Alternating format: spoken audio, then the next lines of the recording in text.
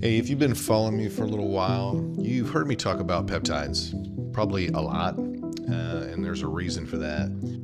Around 2 years ago, I was about this close to 300 pounds. Today I'm 48 years old and I'm sitting at just over 10% body fat. I put on close to 20% lean mass, and I have more energy right now than I've had, basically when I was in my 20s. I've lost about 70 pounds and I built a body that I did not think was possible at this age in my life. Peptides were a massive part of that transformation. Not the only part, because there's a lot of work involved, but it's a real part, and every time I talk about this stuff publicly, I get the same three questions. What actually is a peptide? Why haven't I heard about these from my doctor? And if they're so good, why aren't they FDA approved? And those are fair questions, and the answers go deeper than most people even realize, So today I'm going to walk you through all three of those, and by the end, you're going to understand how modern medicine actually works, and essentially why the best compounds your body makes will probably never show up at your pharmacy. Okay, so what a peptide actually is, let's get into that. So let's start at the beginning. What is a peptide?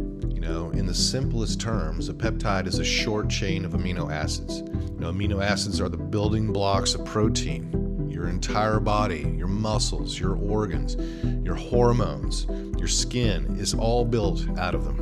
String a bunch of amino acids together in a long chain and you get a protein. String just a few of them together in a short chain and you get a peptide. That's it. That is the whole concept of what peptides are. And here's the part that most people miss. Your body is making peptides constantly. Right now, as you're watching this, your body is producing hundreds of different peptide signals. Signals is the word, telling your pancreas to release insulin, telling your gut to digest food, telling your muscle cells to repair, telling your brain you're hungry or you're full. Peptides are how your body talks to itself. Again, signals. They are not foreign. They are not synthetic steroids. They're not some bizarre biohacker chemical, right? Peptides are one of the most natural thing in the human biology.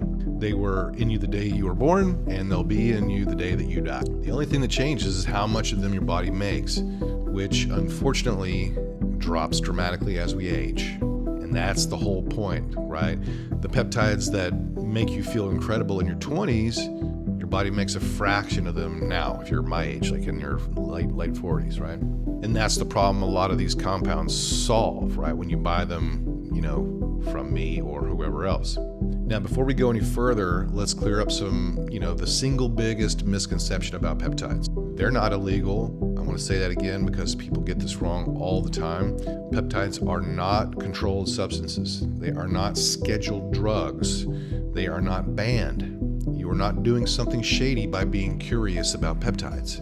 What they are is not FDA approved. At least the vast majority of them are not, And that's a very different thing than illegal. Illegal means that the government has decided a substance is dangerous enough to criminalize, right? Not FDA approved just means no company is paid to put that compound through the FDA approval process. Those are completely different categories and they get mashed in together in conversation all the time. Because peptides aren't FDA approved, your doctor can't prescribe them to you in the traditional sense, right? They can't write you a script for BPC 157 the way that they write a script for blood pressure medication. And again, that doesn't make the peptide illegal, it just means it lives in a different part of the system. And the natural question is, why haven't they gone through FDA approval if they work? Well, that's the real story. And to answer it, you need to understand what FDA approval actually costs, because it's a lot. Most guys have no idea what it actually takes to get a drug FDA approved. So let's put some real numbers on it, right? To bring a single new drug to market in the United States, a pharmaceutical company is going to spend, on average, somewhere between $1.3 billion and $2.6 billion. That's billion with a B, right? The high end pushes past $5 billion, and it takes 10 to 15 years from discovery to the pharmacy shelf. The filing fee alone is just to submit the application is over $4.3 million as of this year. And here's the part that really matters. Only about 12% of the drugs that enter the clinical trials ever make it to approval, which means the companies that win aren't just paying for their winners. They're paying for the 8 or 9 failures it took to get there. So when Pfizer or Novo Nordisk decides to develop a drug, they're not asking, does this work? That's the basic table stakes, right? They're asking one question: can we own it long enough to make our money back 10? The only way that math ever works is with a patent. A patent gives the company a monopoly, usually about 20 years, to be the only one selling that drug. No competition. They set the price, they recoup the billions. No patent, no monopoly. No monopoly, no way to recover $2+ billion. Now, in 2013, the Supreme Court heard a case called Association for Molecular Pathology versus Myriad Genetics, and there was a unanimous decision, and the ruling was crystal clear. If something occurs naturally in the human body, you cannot patent it, period. You didn't invent it, nature did. You just found it, which means peptides like BPC-157, SS31, Epithalon, thymosin beta-4, sequences your body already makes or close analogs of them can never be patented. They're biology. No one owns the biology, right? But Pharma figured out a workaround, and the perfect example is the drug everyone's talking about right now. So GLP-1, right? Glucagon-like peptide 1. This is a hormone your body already makes. Every time you eat, specialized cells in your intestine release it. It tells your pancreas to release insulin. It slows your stomach from emptying. It signals your brain that you're full. GLP-1 is you.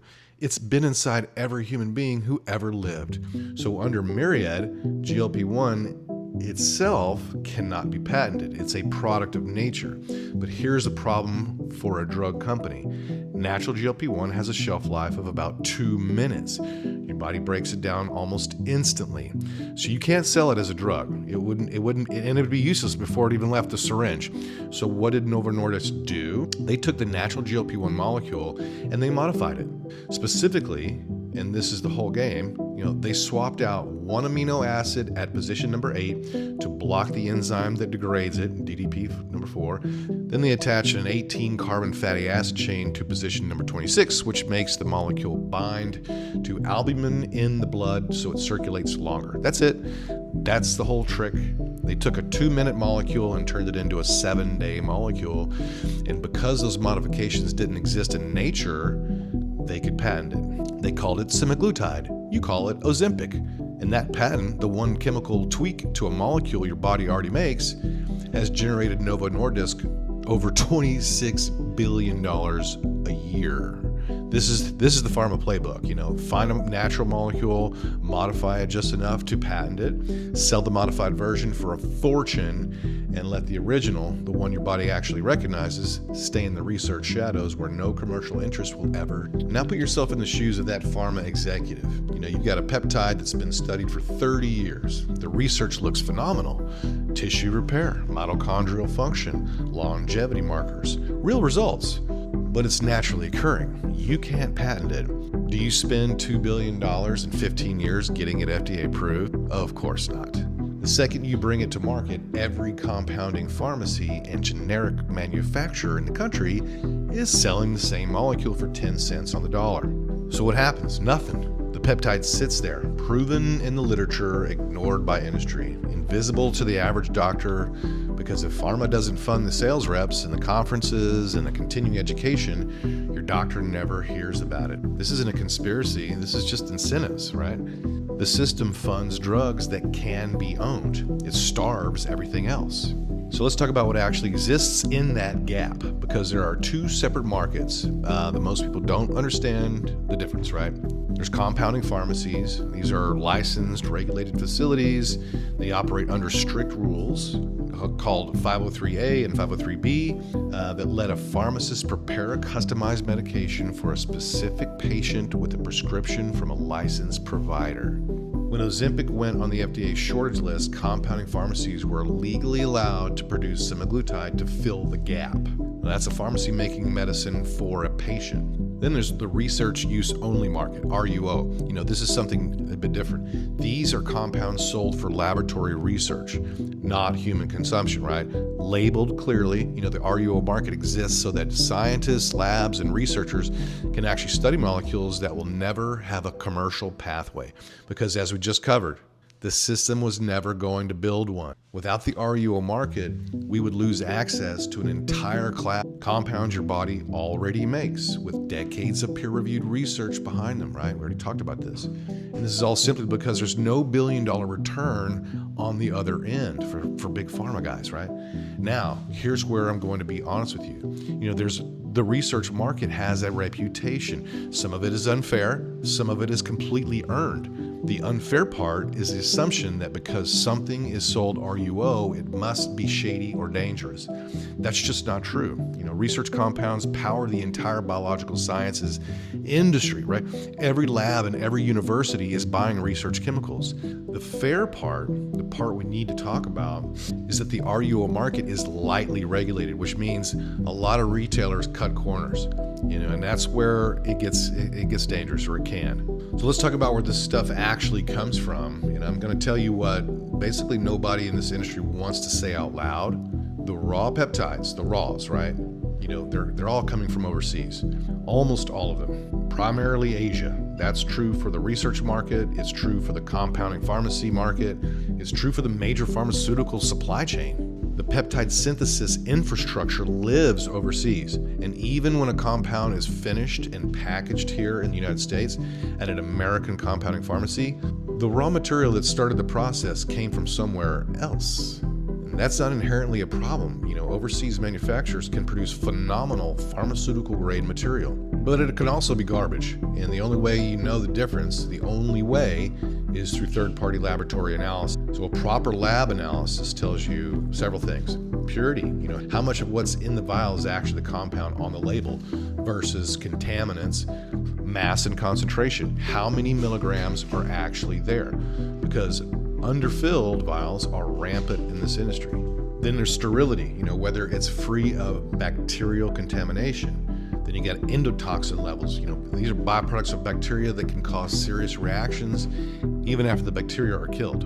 Then you got identity confirmation, right? That the molecule is actually the molecule and not a cheaper analog. And here's the ugly truth, a huge percentage of RUO retailers are selling products they have never independently tested. They take the certificate of analysis that came with the raws from overseas, a COA written by the seller about the seller's own product, and they call it a day. So that's not testing, that's trust me bro with a logo on it. So this is exactly why I built 1023 Labs the way that I did. We are actively investing and increasing our investment in third-party laboratory analysis on every single compound that we sell. Independent labs, not the supplier's labs, not a document that came in a box. A real independent verification that what we sell is what we say it is. Purity, mass, identity, and where it matters, sterility and endotoxin testing too. It's very expensive, but I think it's worth it. Because here's my standard, if we can't prove it's clean, we don't sell it. That's it. That's the whole rule. The research market exists because pharma's incentives failed an entire class of medicine. It should not also fail on quality. And the only way this industry earns the trust that it deserves is if the people running the companies inside it hold themselves to a higher standard than the regulation forces them to. So back to those three questions we started with. What is a peptide? It's a short chain of amino acids your body already makes. Period. Easy. Why haven't you heard about them from your doctor? Well, because pharma has no financial incentive to invest in them and to teach their doctors about the molecule that they can't. So if they're so good, here's the last question. Why aren't they FDA approved? Well, again, it's because the approval system was designed for patented molecules, right? And biology doesn't come with patents. That's the whole story. The best compounds your body makes will never be approved. It's just the way it is. It's the way it's always going to be. Not because they don't work, because nobody can own them. Pharma patents the modifications.